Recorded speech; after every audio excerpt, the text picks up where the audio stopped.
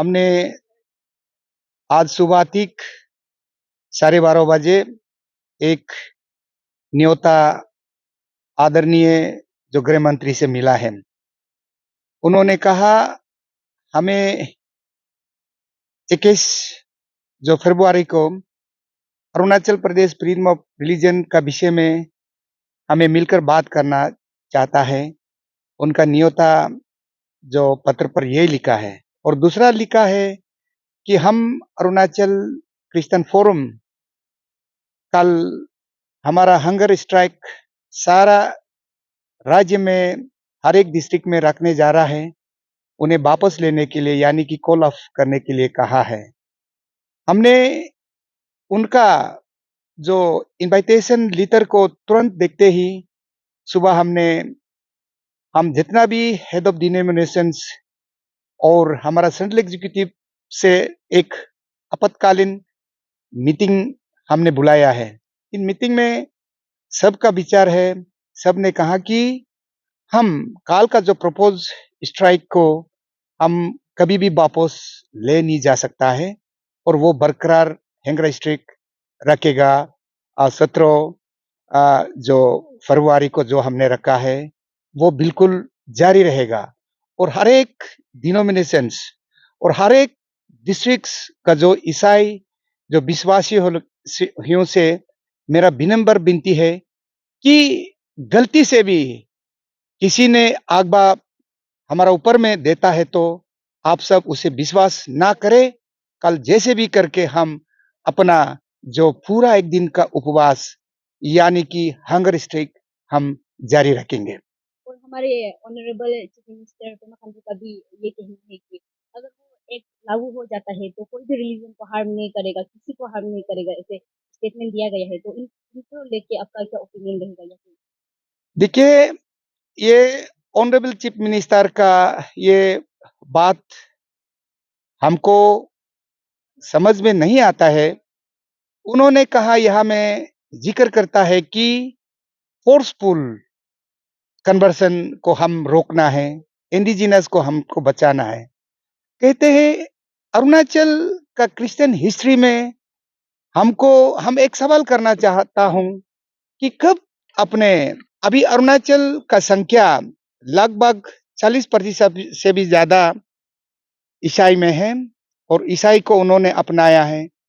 आपने कहा जो कन्वर्सन फोर्सफुल कन्वर्सन का रिकॉर्ड देखा, ये कहीं आप देखा है तो उनका इतिहास को बता के ऐसा करके अरुणाचल का जो रीति रिवाज का नष्ट होने जा रहा है, आप बोलता है दिखाइए।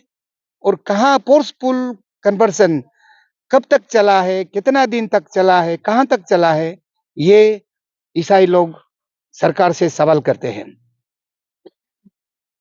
और सर, और अब जो सभी का इनविटेशन जो आपके का मीटिंग को 21 को रखा गया था बोला था, तो हम ये जानना चाहेगा क्या आप वो मीटिंग अटेंड करेंगे? हाँ जी, मैं उस मीटिंग को जो इनविटेशन को मैं तहे दिल से स्वागत करता हूं और इस मीटिंग में हमारा जितना भी सहयोगी दल के साथ सहयोगी ऑर्गेनाइजेशन जितना भी जो हेड्स ऑफ डिनोमिनेशन के साथ हम जैसे भी करके हम उनका बैठक में हम शामिल होने का कोशिश करेंगे। सर, और वो बैठक में आप क्या क्या डिमांड प्लेस करेंगे? हमारा कुछ डिमांड नहीं है कि ये अरुणाचल जो freedom of religion act anti conversion law ये कानून एक जो this is since the very day we have been opposing this law as an draconian and ACF always keeps in demanding total repeal of this draconian law. This is our stand. कल आप सब जानते हैं कल हमारा hunger strike जो है 9 बजे ये ब्रूम ग्राउंड में होगा। हम लोग का प्रिपरेशन चल रहा है, आप लोग भी मीडिया वाला बता दीजिए। 9 बजे से हम 5 बजे तक ब्रूम ग्राउंड में होगा और अभी हमारा बीच एक कंफ्यूजन चल रहा है। हमें एसीएफ को होम मिनिस्टर एक मीटिंग के लिए इनविटेशन किया है और वहाँ एक अपील भी डाले हैं साथ में कि कॉल अप करने के लिए। मैं होम मिनिस्टर को थैंक यू बोलना चाहूँगा कि कम से कम रिस्पॉन्स तो हुआ है, लेकिन कल का प्रोग्राम को हम लोग कॉल अप नहीं कर सकता है और हम जो फर्स्ट पेज ऑफ हमारा जो ये है एजिटेशन है, डेमोक्रेटिक मूवमेंट है, हम उसको टाला नहीं जा सकता है। हम पेस का एंड तक हम लेके जाएँगे और जो भी है, हम इनका साथ में बात करेंगे, गवर्नमेंट का साथ बात करेंगे। बात करने से पहले कल का जो 17 फरवरी का जो हंगर स्ट्राइक है, वो कंटिन्यू रहेगा। लोग बहुत पूछ रहे हैं, होगा कि नहीं? ये चौथा सा एक लेटर इश्यू होने में, हम होगा, नहीं होगा, वो पूछने का सवाल नहीं होता है। ये जो ऑलरेडी स्टेट मीटिंग में हमने तय किया है, ये फिक्स्ड है। इसको हम लोग ना प्रेसिडेंट, ना सेक्रेटरी, ना एग्जीक्यूटिव कमिटी टाल नहीं सकता है। ये हाईएस्ट बॉडी का डिसीजन है। ये स्टैंड रहेगा सरकार का तरफ से। अब सरकार का इंटेंशन क्या है? ट्रू सेंस में जेन्युइनली इंटेंशन रख के ट्रूली इनवाइट कर भी सकता है, लेकिन 11 आवर में देने का आपका सवाल जायज़ है कि कंफ्यूजन क्रिएट करने के लिए भी हो सकता है और इसमें लास्ट मोमेंट में दिया गया है, वो भी सोशल मीडिया का थ्रू से हमने मिला है। तो इसलिए अभी फोटोकॉपी वाला एक जेरॉक्स कॉपी का ओरिजिनल कवर ओरिजिनल है, लेकिन जेरॉक्स कॉपी का हमें रिसीव किया है। हमको मानना पड़ेगा और हमारा ऑनरेबल मिनिस्टर होम ने हमारा प्रेसिडेंट को बाय टेलीफोनिक भी डिस्कशन किया है, तो हम उसको एक ऑफिशियल माना जा रहा है। लेकिन उसको वो भी डाउटफुल है कि हमें कंफ्यूजन क्रिएट करा सकता है, लेकिन मैंने सबको क्लियर कर दिया कि उसमें कंफ्यूजन रहने का कोई ज़रूरी नहीं है।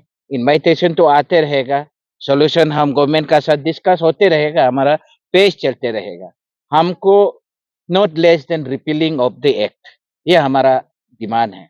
इसमें कोई मीटिंग से हमारा कोई इफ बात नहीं होगा। सीएम का स्टेटमेंट क्या आपका मतलब राय जानना चाहेंगे, क्योंकि सीएम ने कहा कि किसी का अगेंस्ट में नहीं है, लेकिन बनाया पे अगेंस्ट में है। आपका क्या समझ है? ये सीएम साहब को मैं पहले भी बोला है, जब 2018 में जून 30 में जो अ, हमारा एक प्रोग्राम में आके बानड्रा में वो डिक्लेयर करता है कि ये एक्ट क्रिश्चियन लोग के लिए खराब है, हम उसको रिपील करेगा बोल के एश्योरेंस दिया है। वो सोच किया था और अभी का एक्ट में कोई चेंज तो नहीं हुआ। सेम एक्ट उस समय भी था, अभी भी था। 2018 में वो एक्ट खराब था, अभी इसमें कोई खराब नहीं है। मुझे ये समझ में नहीं आता सीएम साहब का स्टेटमेंट। एक और मोहन भागवत आ रहा है, क्या देखिए ये धर्म गुरु है, जिसको भी आके मिल सकता है, कर सकता है।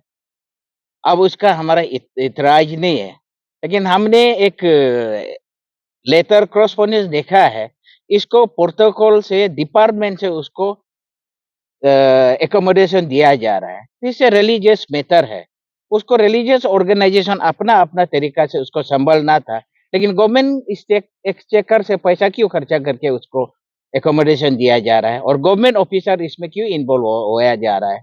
मुझे ये समझ में नहीं आता है। मैं भी देखा है, सोशल मीडिया में ही देखा है, लेकिन डिपार्टमेंटली ऑफिशियली कोई एक धर्म गुरु को प्रोग्राम बनाना ये गलत है। इस सारे इशू को लेके मतलब state state motherly to treat हो ही रहा है, पहले से हो रहा है, 1978 से ये हो ही रहा है। 72-3 में परसिक्यूशन, फिजिकल परसिक्यूशन हुआ, साथ में गवर्नमेंट साथ देके वो किया है, लेकिन अभी का वाला को हम उसको motherly treat state motherly treatment हम उसको नहीं मानता है, लेकिन ये साजिश रचा जा रहा है कि मणिपुर का सिचुएशन इस स्टेट में आने देगा बोल के, ये साजिश है।